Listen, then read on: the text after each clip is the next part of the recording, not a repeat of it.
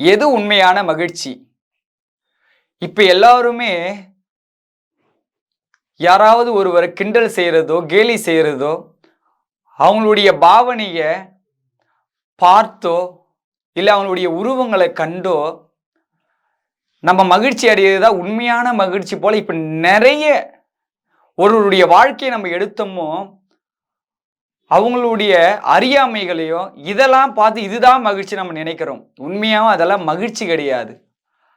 அதெல்லாம் நமக்கு பெரிய ஒரு இன்னலை நாமளே ஏற்படுத்திக்கக்கூடிய ஒரு செயல் தான் அதை சொல்லுவோம்.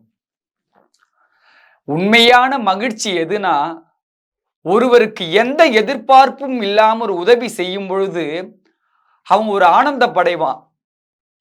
மிகவும் எதிர்பார்த்து நம்மளுக்கு கிடைச்சிச்சேன்ட்டு அவனுடைய மகிழ்ச்சியில நாம் அந்த முகத்தை பார்க்கும்பொழுது நம்மளுக்கு ஒரு ஆனந்தம் கிடைக்கும் பாத்தியா, அதுதான் உண்மையான மகிழ்ச்சி. பசித்தோர் முகம் கண்டு உணவளிக்கும் பொழுது திருப்தியா சாப்பிட்டு நன்றின்னு ஒரு வார்த்தை சொல்லுவாங்க. அப்ப அவங்களுடைய பசி ஆறும் பொழுது நம்மளுடைய உள்ளத்துல ஒரு சந்தோஷம் வருது பாத்தியா, அதுதான் உண்மையான மகிழ்ச்சி.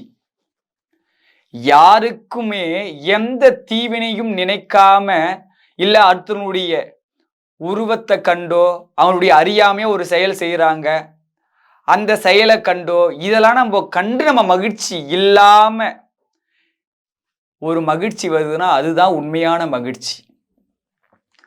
யாருக்கும் பாதிப்பு இருக்கக்கூடாது. உன்னுடைய மகிழ்ச்சியானது சரியான முறையில் இருக்கணும். அதுதான் உண்மையான மகிழ்ச்சி.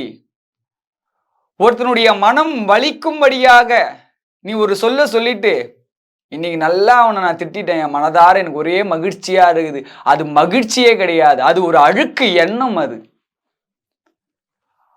அடுத்தவர்கள் துன்புறும்படி ஒரு செயலை செய்துவிட்டு அதால எனக்கு மகிழ்ச்சி வருதுன்னு சொன்னா உண்மையாவே அவனுக்கு மகிழ்ச்சினா என்னன்னே இது வரைக்கும் தெரிஞ்சிருக்காதுன்னு தான் அர்த்தம்.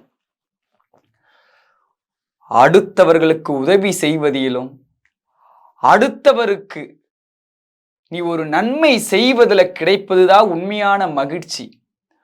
ஒரு இயற்கையை ரசிக்கிறோம், அது மகிழ்ச்சி.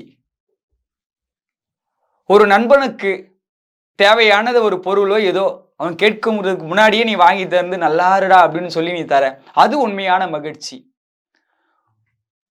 ஒரு ஏழை எளியோருக்கு கல்விக்கான செலவுகளை நம்ம செய்யறோம், அது ஒரு மகிழ்ச்சி.